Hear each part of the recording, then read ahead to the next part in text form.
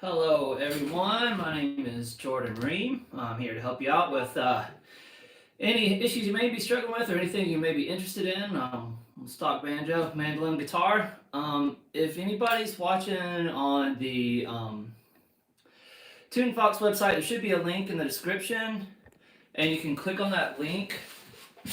That'll take you to the YouTube channel, and there, we can just talk with one another about whatever's going on, whatever you might need help with. And you can also click on the YouTube logo if you're watching on the website.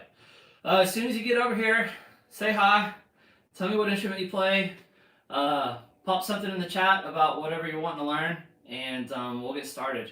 And I had a couple people send some emails about stuff, so we got a couple topics to cover here. No, one person asked about learning Under the Double Eagle on banjo. That song's not in my rep yet. That's one I know that I've been asked to kind of do the content for and learn. So I thought maybe instead of talking about a song that I don't know how to play, just talking about how I would learn that song, which basically for me boils down to repetitive listening. Like the other day, I started to learn Sally Ann by Earl Scruggs. And it's got a lot of the up the neck stuff, like Sally Gooden, but it's just got some little weird parts that kind of threw my ear, some stuff that I wasn't used to hearing in some of Earl's other stuff. So all I did was just listen over and over. Jim, I want to know the easiest way to go from banjo to guitar. Cool. Hey, Jim. Awesome. Yeah, I've got some ideas on that. Let me finish this thought real quick about learning by ear, and then I'll give you some tips about learning, going from banjo to guitar. Hold on, did he say banjo to guitar or guitar to banjo? Going from banjo to guitar. Okay, that's interesting. Usually it's the other way around. Someone's going from guitar to banjo. Cool. Might have some thoughts on that. The banjo actually has some similar tuned strings. This D, G,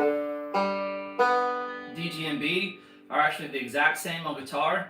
The only difference is this high string, this high D, is a high E, so it's moved up a whole pitch. So this D shape that you might be used to playing on the banjo, any of your chord shapes, you're going to move back whatever that top note is 2 frets. And that'll be how you make your chord shapes on guitar with these 4 strings. And then you'll have 2 additional strings above it, your bass strings. And that's just going to be maybe learning some new chord shapes and some new scales and stuff. But I'll talk about that more here in just a second.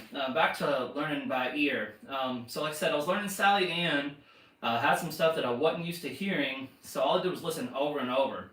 And even the phrasing on it was kind of weird. But after a bunch of listens, it's like, I don't know how to describe it. At first the picture was really blurry. And then all of a sudden this picture came a little bit more clear. And then with more and more listens, this part of it became more and more clear. And then eventually I was able to connect some dots, because after just hearing something over and over and over and over and over, eventually you're going to be able to kind of hum it or kind of sing it, or even kind of like dot, dot, dot, dot, kind of speak the rhythm. And that's kind of how I learned by ear. With Tune Fox, if you've never learned anything by ear before, there's some pretty cool tools within the tablature. If you're on your PC, you can just click on a single note. Like if you can click the hide notes feature, but then click on a single note. You'll see what string it's on, and it'll play that pitch. So it won't tell you the fret, but you'll hear whether it's a high note or a low note, and then through trial and error, you can just kind of pick out that note. And you're just going to kind of start small if you've never done it before. You're not going to be able to pick out a whole phrase. So you're going to want to start with picking out just single notes, and then eventually maybe 2 notes, eventually 2 or 3 notes, and so on and so on. Alright, so Jim asked about going from banjo to guitar. Yeah, I mean, a lot of it's, like I said, is similar. Like, if you take some of your chord shapes you already know on banjo and don't even play this high D string, like this G shape right here, that's a G on guitar. And then when we, like in the backup, when we do this thing, so if you just stay on these 3 strings, like I said, that's still a G on guitar. A lot of your melody stuff, all exactly the same on the guitar. The only thing that's going to throw you for a loop is that high D string. Like I said, everything is 2 frets back. So it comes from a high D and then it's tuned up to an E on guitar. So like I said, this D chord right here, we'd have to move that pinky finger fret 2 fingers back, and then that'd be our new D chord on guitar. Other tips, I think just going slow, kind of accepting whatever your limitations are. You're going to want to try to push them, right? Because you got to try to get better. But you're going to want to put in a lot of repetitions at whatever speed you can handle. And sometimes that's taking time out of it completely. Not even doing the metronome, just going one note or one chord at a time. If you've got to play a scale that slow, take time to set up each finger before the next note. That's fine. But you put in your repetitions doing like that, and you're going to build up your muscle memory. And then with guitar, especially bluegrass guitar, you're definitely going to want to learn a lot of the basic chord shapes. Let me get the guitar over here. And your basic rhythm, especially the basic bluegrass rhythm. We've got a couple of lesson videos on that, just like how to make your basic chord shapes. Classic G, C. If you just learn G, C, and D, that's a great start. And then you're going to want to learn your bass and strum.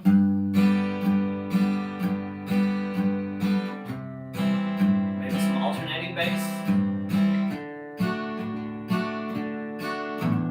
Walking bass.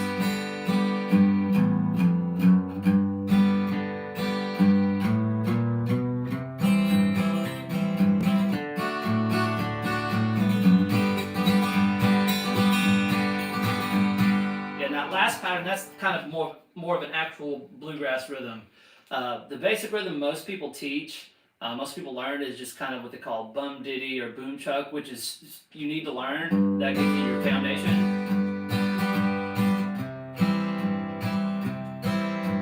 But a lot of actual bluegrass, when you're studying people like Lester Flatt or Jimmy Martin, there's a certain rhythmic right hand vocabulary.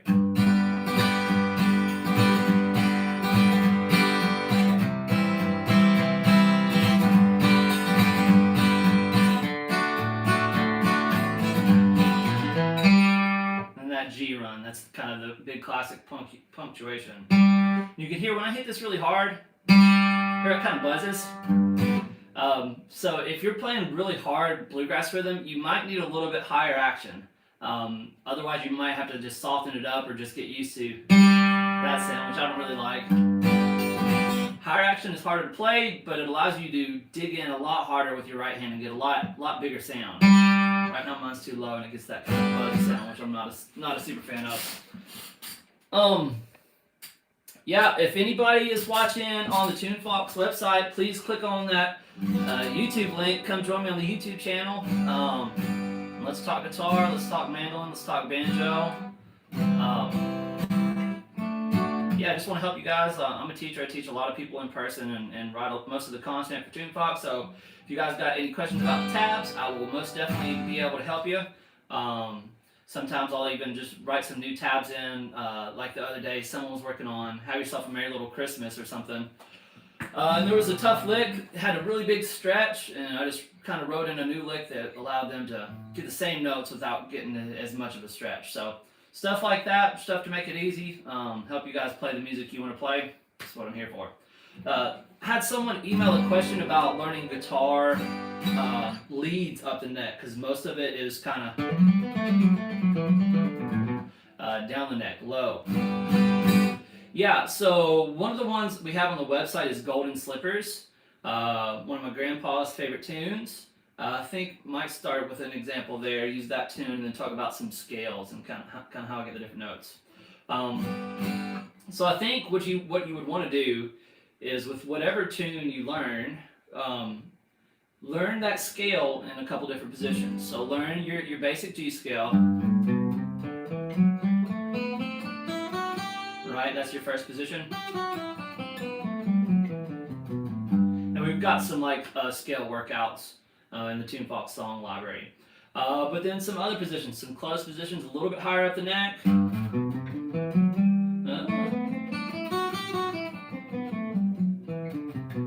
And practice some scales. And then maybe going up a lot higher, the scale out of this shape right here, which looks like an insane chord, right? If you haven't seen it before. But you have seen it before, it's just this first finger that looks crazy. If I slide this back, it's just a C chord. And I've just got kind of like a bar back there. All right, so there's a scale that goes with this C chord shape.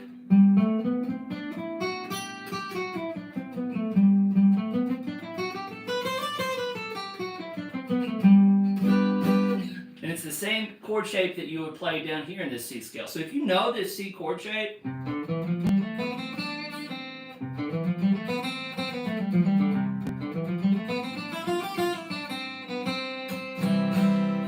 alright, what you should do is learn it with different fingers. Instead of using the standard first, second, and third finger to get through this scale and this chord, switch it up. Use your pinky, ring, and middle.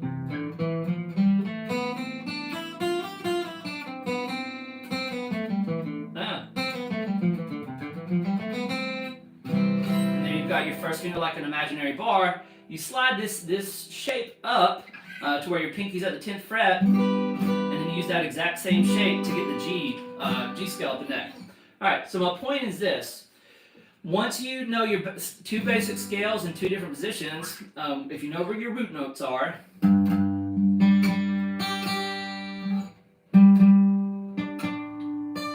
that's not it. Yeah, it is. No, that's D. Hold on. There we are. There's my root notes, okay? Alright, let's say I got golden slippers. So it starts on the root.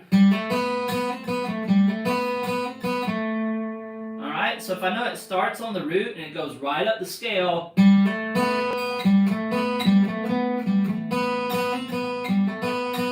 going to start on the root up here and just follow the scale.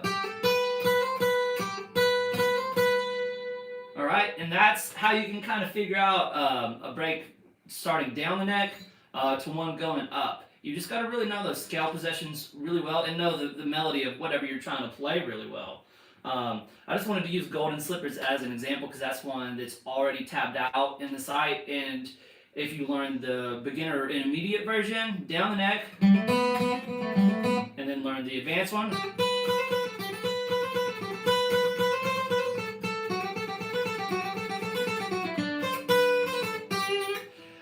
you'll be able to see the connections between the patterns, between playing the melody down here and up here.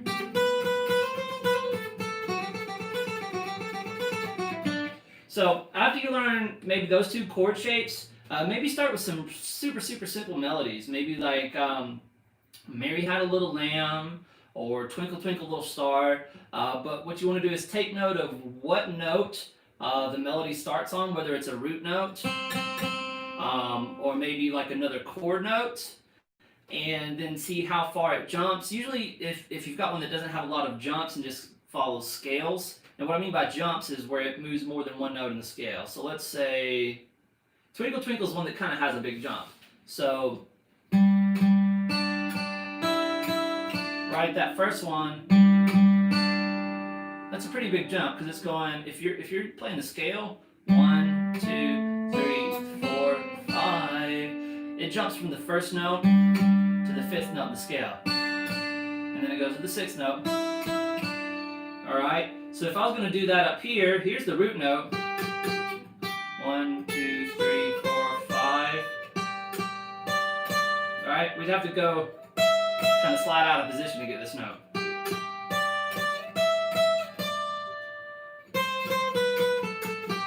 Alright, so you've got to start simple. Take it easy on yourself. Take time. You might not figure it out all in a day. You know, a lot of this stuff is a long-term process with learning, whether you're listening or learning skills or whatever. So try not to set big expectations, but settle in for the long haul with, you know, doing your homework, learning your scales, learning your songs, and start trying to connect those dots, like I said, between a low scale and a high scale. Okay? Anybody else got any questions out there? Any new songs you're working on? Anybody working on any Christmas music? Just kidding. I love Christmas music. Not really. I just don't like the feeling that I have to learn it. Some of the songs I really like playing at church and stuff, especially like some Silent Night in a sanctuary or something on mandolin is something that's really kind of special. I love doing that. But yeah, if anybody's watching on the website, click on the YouTube link, come join me, pop in the chat, let me know what's going on so we can get some stuff to talk about. Yeah. Jingle bells and have yourself a merry. Oh, cool. Glad it helped. Yeah, I tried to put in like 3 or 4 different versions of that. Have yourself a merry little Christmas. So hopefully one or two of them worked for you. Jingle bells. Anything you're wanting to like spice it up, or is there anything you're having problems with, Sari, on Jingle Bells or Have Yourself, or is it all going pretty good? Just gotta get your reps in. How's it going? How's it go? No issues with Jingle Bells. Yeah, that's a good one. It's fun. It's really fun on banjo. Are you learning the Scruggs style?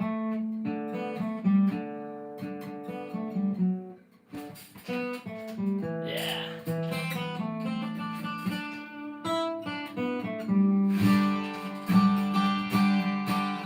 Look at that up. See if there's anything.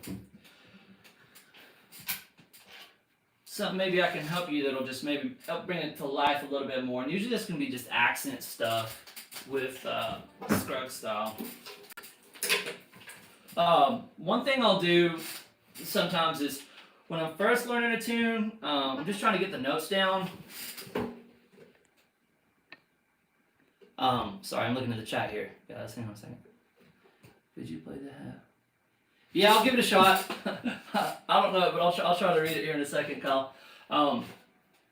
So when I first learned a tune, I'm trying to get the notes down, but then after that, try to get some more subtleties of the timing, some more like rhythmic accents, and maybe work on my tone a little bit. Like sometimes you might be back here towards the bridge, but maybe you need to scoot it up a little bit. Will kind of smooth out the sound. And also the angle of your hand. Like, right, you want to have a good, you want to have your picks strike the strings parallel. You want those picks flat against it. But sometimes actually a little angle really changes the sound. Right? It's just like with guitar. Right, and then you always have how hard you pick it. Another thing is maybe trying to get a little bit more power. Sometimes what I'll do here is actually set the pick that I'm getting ready to play on the string, push on the string a little bit, you can see it moving, and then after you've got some pressure on it, let it snap off, and that'll really pop off and get you some big power, whether that's pushing with your thumb or with your, you can see with my first finger, and a little bit of pressure, see, let it pop off. That'll really give you a big strong sound, and with your pinches, that's a really good way to get a pinch, a powerful pinch.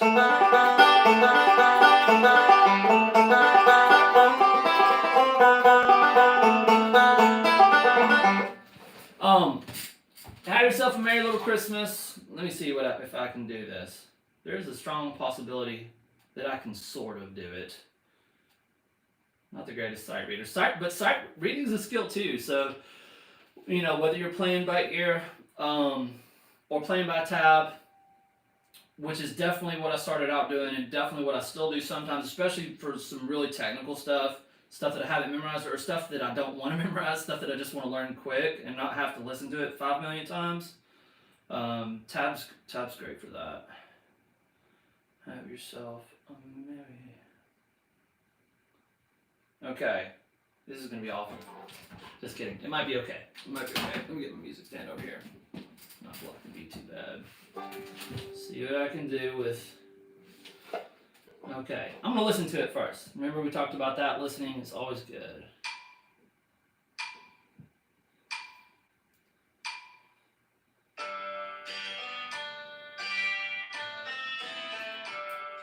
So starting out that first measure, we got that long syncopation. So boom, da dun dun da da da da dun dun. Talked about how lots of times speaking the rhythm can really help you play it, and right now I'm just kind of preparing my mind for it.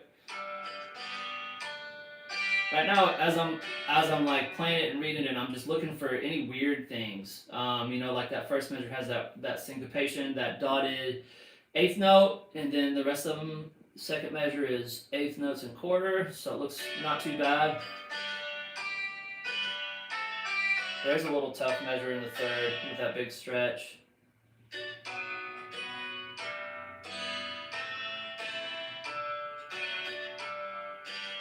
But now it's kind of repeating again. So if you're practicing this, you might want to just practice that first measure. Just hit that loop button, right?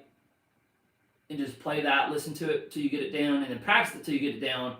And then, like I said, that measure shows up again later. So if you practiced it, you're good for both points in the song that it shows up.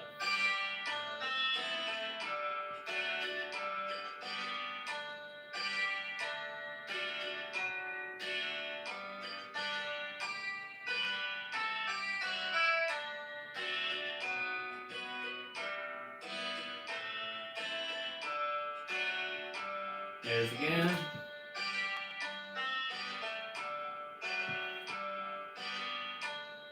Nothing too crazy yet. There's another measure, repeat measure. So definitely watch out for, you might want to, before you ever play something, don't just like start trying to learn it. Like I said, listen to the whole thing and get a bird's eye view. That way you can see if there's repeating measures. You want to be efficient with your practice. You don't want to just practice top to bottom. You know, if there's one measure that repeats 3 times, you want to practice just that one measure a bunch till you got it. And if there's other measures that repeat, you want to practice just that measure a bunch till you got it. Then maybe go through the whole thing. And then, you know, at that point, you might have individual measures down. The next thing that might trip you up is some transitions.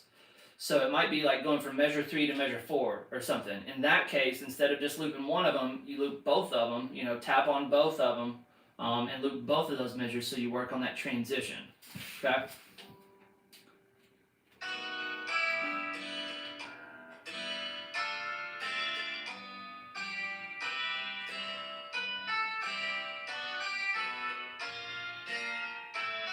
That's it's a little bit not too easy. And then it's got some longer notes like that hold up for 2 beats. It's a little bit tough. Another thing that would help is if I actually knew this song. Like I've heard it, I think we've all heard it on the holidays, but if you've listened to something enough that you can sing the lyrics of it, this one I'm pretty sure is probably going to be pretty close to how you'd sing it. Oh, the rewrite. I'm so sorry, man. Yeah. Sorry. My bad, I was going on and on. Alright.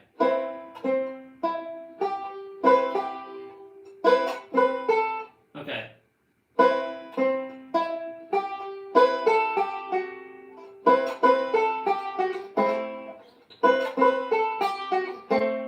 There it is.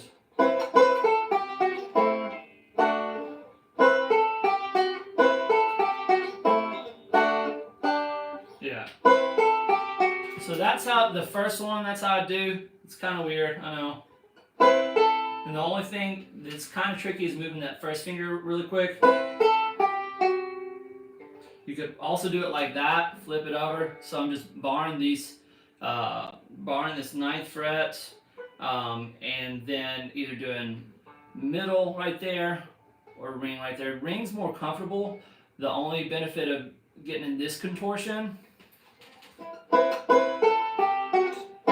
is going down to that A minor, so you got that ring finger, because otherwise you've got to do your middle finger right there, which is a bit of a stretch. Doable, but a bit of a stretch. But you can see the difference is, look at the difference in my forearm position. There's ring finger, right? Not too much of a turn, but look how much more I turn. I've got to turn to get that reach for that middle finger, right? So if you do use that middle finger, just know you're going to have to turn. You can even see the angle in my first finger. Right there it's at a little bit of an angle.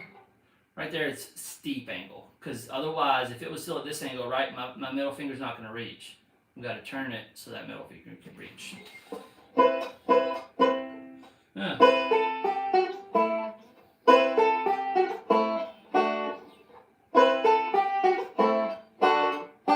I'm not sure what comes after that. So that's how I do that one. The next one, let me see. I know I wrote this out a couple of different ways.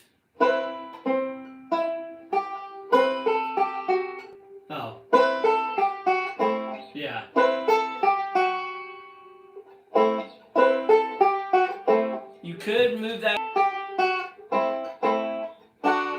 or again do that. Get your hand tilted and use that middle finger to get that low note in A minor. Last one. Let me see if this one's any easier.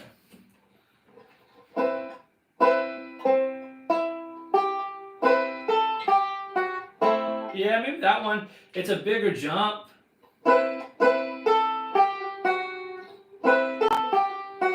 But getting that, what is that, an F sharp note with your first finger allows you to kind of free up your ring finger to get closer to that A minor.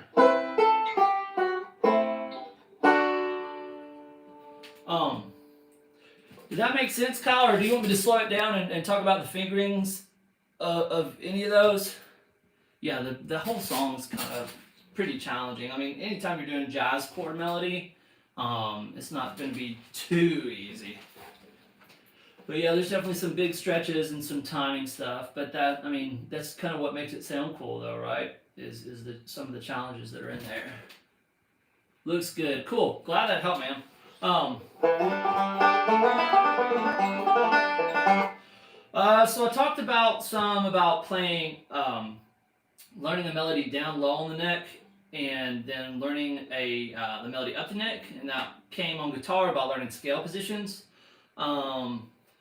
Scales are important with banjo, but I don't know, maybe chord shapes are importanter. So let's say I was looking at Golden Slippers for banjo. Most of the time when we start out on banjo, we learn this kind of Cripple Creek lick.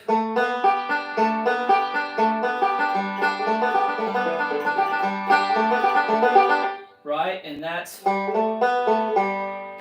comes in that little melody note. So we can kind of use that for Golden Slippers down the neck.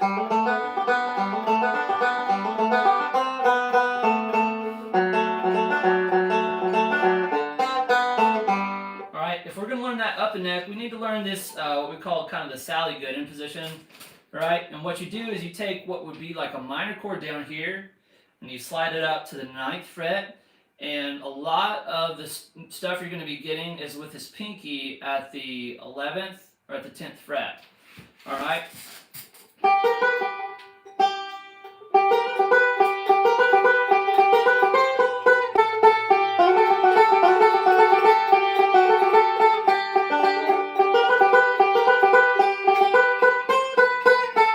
And then sometimes you can just make it simple and do what I'm doing where I'm just hitting the melody. And then once you kind of get a basic melody and move to your next chord position, you can get your rolls going.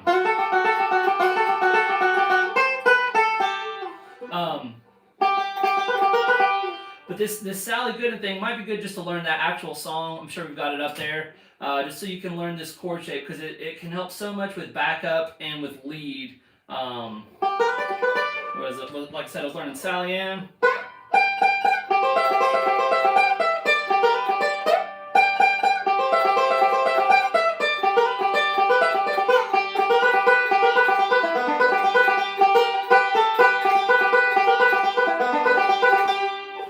Right, so it's just kind of a classic Scruggs riff.